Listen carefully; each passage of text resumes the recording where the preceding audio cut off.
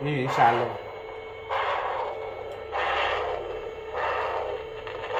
اولین بار تو دنیا داره صداش پخش میشه.